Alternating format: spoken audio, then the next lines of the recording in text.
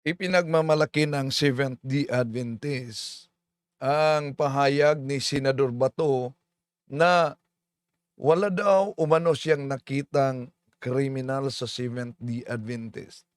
Nakatag pa ako habang sa messenger ko pinadala ang nakakagimbal na propaganda ng Seventh-day Adventist na ang Katoliko ang founder ng komunista.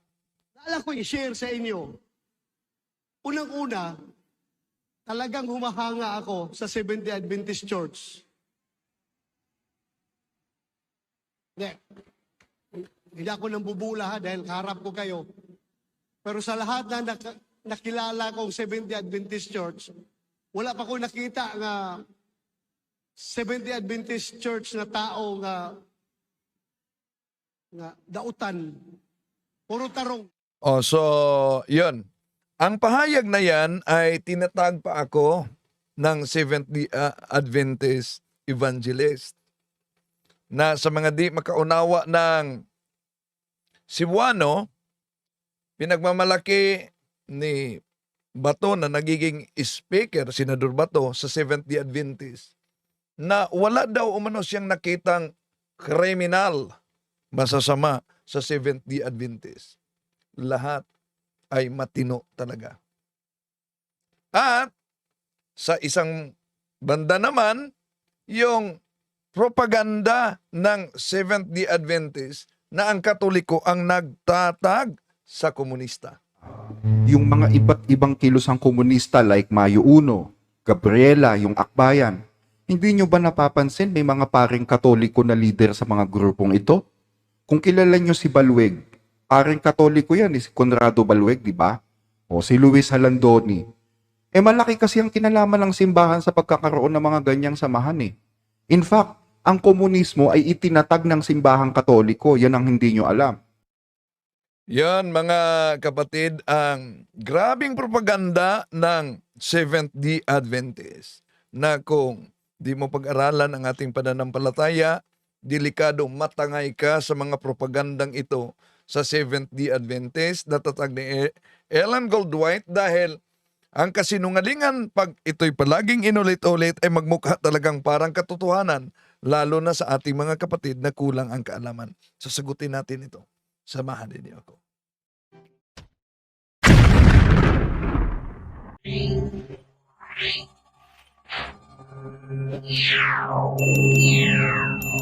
Kumusta? Muli ito yung lingkod, Brad Wendell Talibong, makasama ninyo sa pagkakataong ito. At para sa ating mga suking taga-subaybay at sa mga napadaan lang, inaniyahan natin na huwag kalimutan na pindutin ang like. Huwag din kalimutan kung napadaan ka lang nito, pindutin ang subscribe at ang bell button para updated kayo sa ating talakayan, mag-comment at i-share ninyo mga kapatid. At maaari kayo makasuporta sa ating channel sa pamamagitan ng Super Chat sa YouTube o Super Thanks o membership sa ating channel. So, kanina lang, ipinagmamalaki talaga nitong Seventh-day Adventist at tinatag pa ako sa pahayag ni Senador Bato na naging panauhin nila. Ito ang bahagi mga kapatid. Halo ito Cebuano at Tagalog. Naalala ko i-share sa inyo. Unang-una, talagang humahanga ako sa Seventh-day Adventist Church. Hindi ako nambubula dahil kaharap ko kayo. Pero sa lahat na nakilala kong Seventh-day Adventist Church, wala pa ko nakita nga Seventh-day Adventist Church na tao nga dautan. Puro tarong. Di, tinoon na. Puro tarong. Yan. Di daw umano yon pambubula dahil ayon kay Senador Bato, wala pa daw umano siyang nakitang Seventh-day Adventist na kriminal. Ang kanya nakita ay mga matitino talaga. Una, during the time na siya PNP chief, iwan ko kung nakarating ba kay Bato, Senador Bato. Sa Zamboanga del Sur, may pastor ng 70 Zamboanga del Sur ha. Nasa balita yan, may pastor ng Seventh-day Adventist na nagkuha ng police clearance at nagkuha siya, hinuli. Zamboanga del Sur yan. Bakit nahuli? Dahil may existing warrant of arrest para sa kasong rape.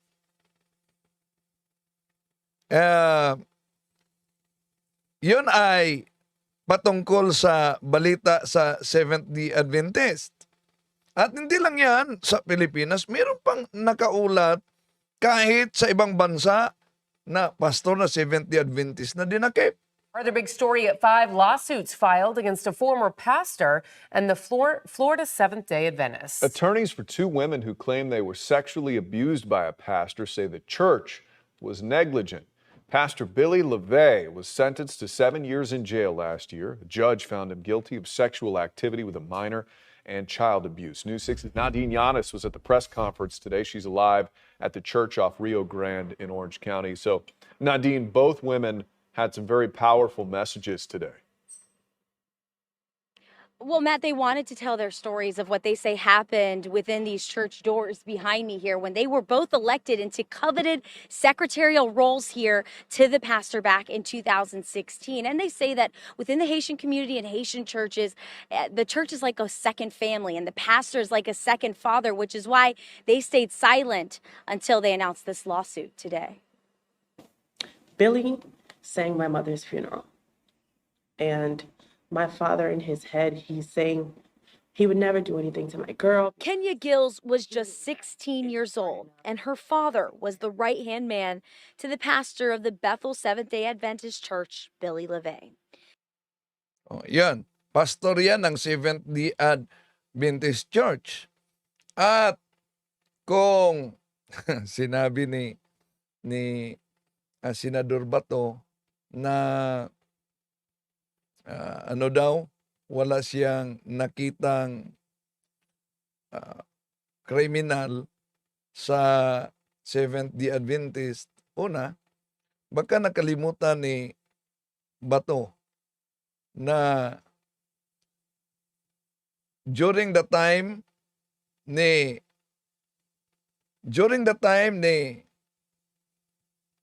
Pangulong Duterte noon, di pa ba nagiging PNP chief siya? At na-assign din siya pagkatapos mag-retire sa kulungan, di po ba? Anong kaganapan? Di po ba during the time ni Pangulong Duterte, nahuli si Pastor Joel Apolinario sa Kapa. Yung Ito, sinasabi ni PNP Chief kanina na $900,000 or 50 billion, ano po yun, sir? Pera po ba Daming yun? mga baril Ano dito. po ngayon yun, sir? At ano pong disposition ni Apolinario right after this, sir? These are fact already in situational, called from previous events. Anyway, we will be distributing press release. These details are on that press release. So that happened long time ago, and it was established fact na parang na-check siya doon. Ito yung pera niya.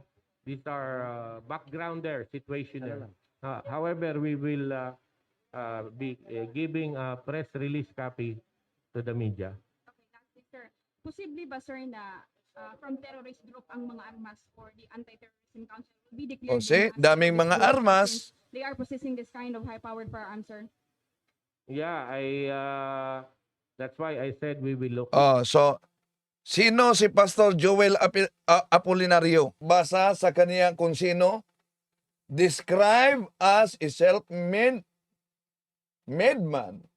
He was a fisherman, a construction worker, a broadcaster, a twice-failed politician, and a Seventh-day Adventist conference minister, a splinter group of the Seventh-day Adventist. at nagiging humihiwalay sa Seventh-day Adventist but Seventh-day Adventist minister. Tuloy natin. into it kasi this Anti-Terrorist Act is relatively new, kaya nga meron dyan tinatawag na designation, ide-designate ka na, tapos under surveillance ka. Pag na-prove na you are conducting terroristic act, then you'll be arrested for 14 days, extendable to 10 days.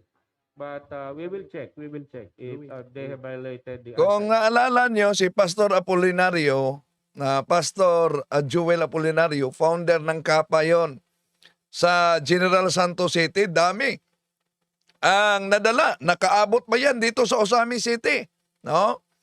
At nag-aangkin na pastor ng Seventh-day Adventist. At numero 1 nagiging kalaban ni Pastor Apollo Kibuloy.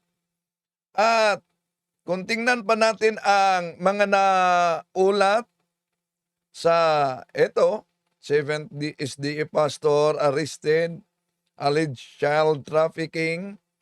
So, yun pa sa mga balita yan. Ito pa, SDA pastor arrested as 10 children are found in Kisi Lodging. Yun ang napaulat sa balita, no? Pero sabi ni Bato, hindi daw umano yon pambubula sa kanya at natural naman lumaki ang atay sa kaya nga tinatag tayo. Pero ito ang nakakagimbal mga kapatid. Bakit? Dahil maliban dito ay ang simbahang Katoliko daw komunista. Pero di lang yan. Sabi ng Seventh-day Adventist na nagkakalat itong propaganda at kasinungalingan ay dahil sa simbahang Katoliko, nagiging legal ang same-sex marriage. Eto, sasagutin natin punto por punto. Asawa ng lalaki sa lalaki, yung pag-aasawa ng babae sa babae, naging legal yan halos sa iba't ibang mga bansa. At isa sa mga driving force ng legality niyan is yung statement ng Papa na parang kinukonsinti niya yung pagsasama ng dalawang... Kung napansin ninyo mga kapatid, ang sinasabi niya, parang kinukonsinti niya. Ang salitang parang kinukonsinti, doon pa lang doubtful na siya. So tama ba sa isang mangangaral ng Seventh-day Adventist na ikinakalat yung di pa sigurado? Parang kinukonsinti. Ano po ba yun ang aral ng simbahang Katoliko? Ginagamit niya si Pope Francis. Ito ang sabi ni Pope Francis na malinaw na aral ng simbahang Katoliko, hindi haka-haka. There are absolutely no grounds for considering homosexual unions to be in any way similar or even remotely analogous to God's plan for marriage and family. Nasa Amores Laetitia number 251 yan. Malinaw na sinabi ni Pope Francis. Pero ano ang sabi niya? Parang is yung statement ng Papa na parang kinukonsinti niya yung pagsasama ng dalawang same-sex. Parang kinukonsinti niya ang pagsasama ng dalawang same-sex. Di pa nga siya sigurado. Parang kinukonsinti. So, ano po ba sigurado na pahayag ni Pope Francis na pinipiki nitong mga ngaral ng Seventh-day Adventist? May bagong interview sa international media, mga kapatid ko, na sa same-sex marriage. Ito ang tanong ni Nora, no, sa isang interview. Did you decided to allow Catholic priests to bless same-sex couples? Malinaw yan. Sagot ni Pope Francis, no. What I allowed was not to bless the union. That cannot be done because that is not That is not the sacrament. I cannot. The Lord made it that way. But to bless each person, yes. The blessing for everyone. For everyone. Yun ang sagot ng Papa. Ngayon, ang tanong, Seventh-day Adventist ito, tayo daw ang dahilan umano sa same-sex marriage. Yan ba? Pasado ba yan sa moralidad ng Diyos? Ano pa? Pasado ba iyan umano sa moralidad ng Diyos? Talagang hindi. Pero ang tanong, ang Seventh-day Adventist ba, wala bang ikinasal na same-sex marriage? Imposible kung di alam ito ng naturang Seventh-day Adventist. Bakit? Ito, pakita natin mga kapatid. Ito po ang ikinasal sa same-sex marriage ng Seventh-day Adventist. Ito sila. Kinasal, napabalita yan at tinatalakay pa yan ng mga Seventh-day Adventist. Ito ang bahagi. Announcing and celebrating gay marriage in one of the SDA churches, and this will shock you. Yeah, we got to see. O si ano daw? Gay marriage celebrating sa isa sa mga simbahan ng Seventh-day Adventist. Announcing and celebrating gay marriage in one of the SDA churches, and this will shock you. Yeah, we got to see. Thank you. Sila pala na Seventh-day Adventist may ikinasal na. Tapos ang simbahang Katoliko ang tinitira. Di lang yan. Ano pa daw? Okay, tuloy natin Ito ang tirada. Yung mga iba't ibang kilusang komunista like Mayo Uno, Gabriela, yung Akbayan, hindi nyo ba napapansin may mga paring Katoliko na leader sa mga grupong ito? Kung kilala nyo si Balueg, paring Katoliko yan, si Conrado Balueg, di ba? O si Luis Halandoni. Malaki kasi ang kinalaman ng simbahan. Okay, totoo na dating paring Katoliko si Halandoni at dating paring Katoliko SVD si Balueg. Pero umalis sila sa pagkapari nila at nagiging kasapi sa CPP, NPA. Ngayon, dahil po ba may umalis sa pagkapari, ibig sabihin na ba doktrina na at nagiging NPA, doktrina na ng simbahan ang pagiging komunista? Di ba alam nila na ang komunista ay excommunicado ng simbahang Katoliko? Excommunicated yan ng simbahang Katoliko. Di ba alam na ang communism ay atheism? Di maniniwala regarding the existence of God. Halimbawa, kung si Judas ay umalis sa pagka-apostol, ibig po ba sabihin ang buong iglesia ng ating Panginoon Jesucristo ay makasalanan na? Ngayon, may napaulat na isang pastor ng Seventh-day Adventist sa Zamboanga del Sur na nagkuha ng PNP clearance at habang kumuha ng PNP clearance, sinuli siya dahil na-discover may existing warrant of arrest sa kasong rape. Dahil po ba pastor ng Seventh-day Adventist ang nahuli? Ibig po ba sabihin lahat ng pastor at doktrina ng Seventh-day Adventist ang rape? Isip-isip naman pag may time. Hindi po ba? So, yun ang kanilang mga tuligsa, mga kapatid sa simbahang Katoliko na talagang sasagutin natin punto por punto. At ano pa? Ito. Pagkakaroon ng mga ganyang samahan In fact, ang komunismo ay itinatag ng simbahang Katoliko. Yan ang hindi nyo alam. Ang komunismo daw, itinatag ng simbahang Katoliko. Saan kaya siya nangalap ng referensya na naging diferensya na communism was founded by the Catholic Church? Meron ba? Wala siyang ginamit kundi chismis lang. Pero Ito ang sabi niya. Kung familiar kayo dun sa tinatawag na liberation theology, may ganyang doktrinang simbahan, liberation theology. Ito, pakinggan ninyo ha.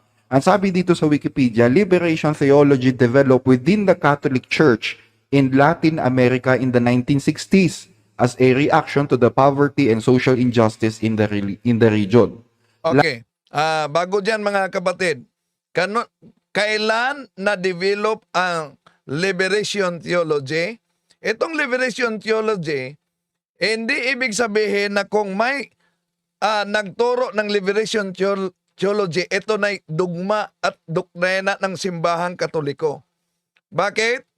Binasa niya ang kaugnay sa liberation theology at sinabing yon umano ang dahilan kung bakit ang Katoliko ay nagtatag ng komunista. Mga kapatid, alam nyo ba, ang komunista nagsimula ito sa panahon pa ni Karl Marx. Si Karl Marx ba ay isang Katoliko? Di, si Karl Marx galing siya sa mga ninuno ng non-religious Jewish. Kailan? 1940. So kung 1940 pa nagsimula at ang binasa niya sa Wikipedia kaugnay sa tinatawag na liberation theology, na kung ituloy natin mga kapatid, isa-isahin natin ituloy natin ang kaniyang atake sa simbahan. Latin American liberation theology influenced parts of the evangelical movement and Catholic bishops in the United States. Its purported use of Marxist concept led in the mid-1980s to an admonition by the Vatican's Congregation for the Doctrines of the Faith. See? Ginagamit ng liberation theology yung So, napansin nyo ba yung huling bahagi na binasa niya? Di po ba may the Vatican's Congregation admonition of the Vatican Congregation of Faith? of Marxist concept led in the mid-1980s to an admonition by the Vatican's Congregation for the Doctrines of the Faith. See? Hanggang dyan lang siya. Pakita natin mga kapatid, may iniwasan siya dito. Ganito ang mga mangangaral ng Seventh-day Adventist. Kaya mag-ingat kayo. Ito kasi ang mabasa. Ito ang binasa niya. Palakihin natin Ito ang din niya binasa. While stating, the prefect Cardinal Ratzinger rejected certain forms of Latin. Ito'y kaugnay sa liberation theology. Kaya may admonition. Bakit po? Isinulat ito ng English. Ang hirap mo unawaan ng ginagamit ng Seventh-day Adventist. Okay. So, kaya mag-ingat talaga. Dahil ang kasinungalingan, pag ito'y palaging inulit-ulit, magmukha talagang katotohanan, lalo na sa mga kapatid natin na kulang ang kaalaman. Ibalik natin si Bato basta sabi niya, malapit na ang eleksyon kasi sabi niya, doon lang sa Seventh-day Adventist nakita niya. How about sa kay Kibuloy? Kay Pastor Kibuloy? Di ba matalik niyang kaibigan si Pastor Kibuloy na kasalukuyang nagtatago ngayon? Balikan natin si Senador Bato. Tinatag kasi ako ng SDA Evangelist sa pahayag na ito. Alam ko i-share sa inyo. Unang-una, talagang humahanga ako sa Seventh-day Adventist Church. Hindi ako nang bubula dahil kaharap ko kayo. Pero sa lahat na nakilala kong Seventh-day Adventist Church, wala pa ko nakita na Seventh-day Adventist Church na tao nga dautan. Puro tarong. Di, tinoon na. So, yun, wala talaga umano siyang nakikita na Seventh-day Adventist na kriminal. Lahat ay mga matitino ayon kay Bato. At sabi pa niya, totoo talaga yan. Pero, una, ano po ba ang pahayag ni Ellen Goldwhite na founder ng Seventh-day Adventist? Sa kanyang aklat, The Remnant Church, page 47. My brother, I learned that you are taking the position that the Seventh-day Adventist Church is Babylon, and that all that would be saved must come out of her. So, ibig sabihin, sa loob mismo ng Seventh-day Adventist, may mga naniniwala na ang Seventh-day Adventist pala ay Babylonia, at para maligtas ka, kailangan kang labas sa Seventh-day Adventist. Hindi lang yan. Ano ang sabi padagdag ni Ellen Goldwhite sa kanyang aklat, mga kapatid? Sino ang nangnakaw sa Diyos? Ito.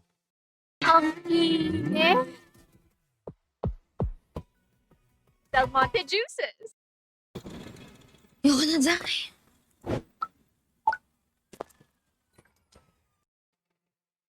Sabi ni Ellen Goldwhite sa The Remnant Church by Ellen G. White, page 48, very recently, I have had direct light from the Lord upon this question, that many Seventh-day Adventists were robbing God. Ano daw?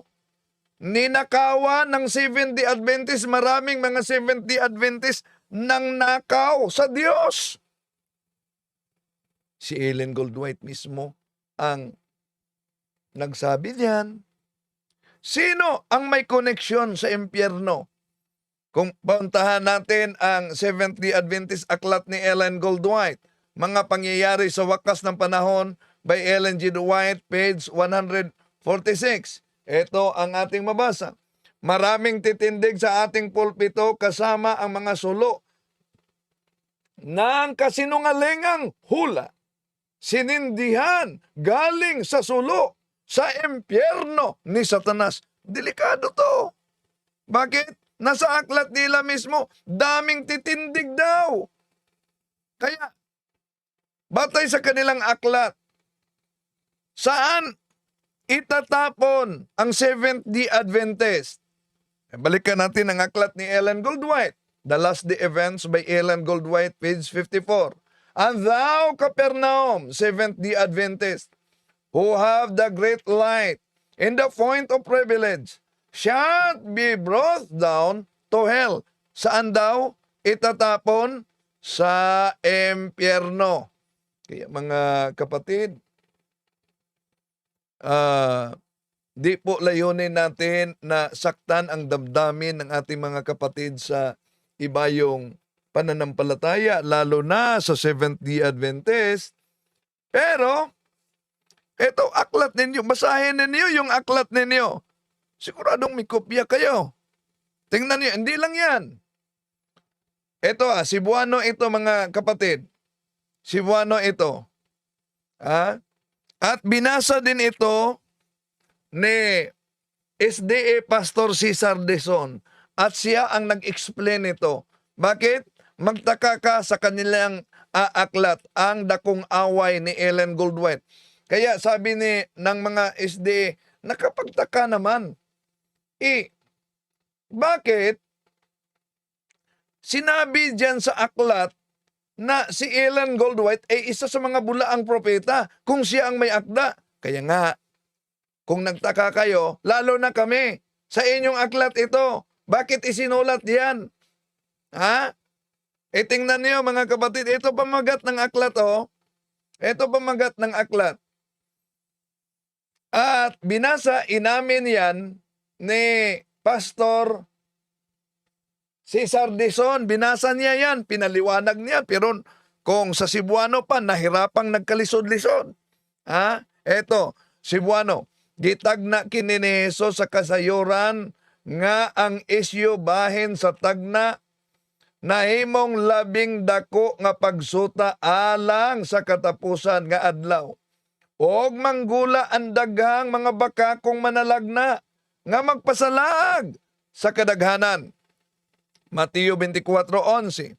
Alang sa dugang pagsangtop, gihatag sa Dios kini nga pulong ngadto kang Juan, nga mga hinigugma, dili ninyo tuohan ang tanan nga espiritu. Apan sulayan ninyo ang mga espiritu kung iya ba kini sa Dios. Kay daghang bakakon nga mga manalagna nga manungha sa kalibutan. Unang Juan 4:1, henoon lakip na si Ellen White. Si ano daw? Ang daming mga bulaang propeta na lalabas sa sanlibutan at isa na si Ellen Goldwhite. Oh, kaya sabi ng Seventh-day Adventist nung nandun kami sa Bible rally, nakapagtataka naman, si Ellen Goldwhite ang may akda. Pagkatapos sinabi niya, tingnan niyo sa aklat ninyo. Binasa lang namin. Oh, Cebuano yan. Kaya, doon, kung makita ninyo yung isa sa sinabi niya na may, ano daw, galing sa Diyos na direkta na maraming mga Seventh-day Adventist nang nakaw sa Diyos, wala palang pagkakaiba ito ni Kibuloy. May direktang message daw.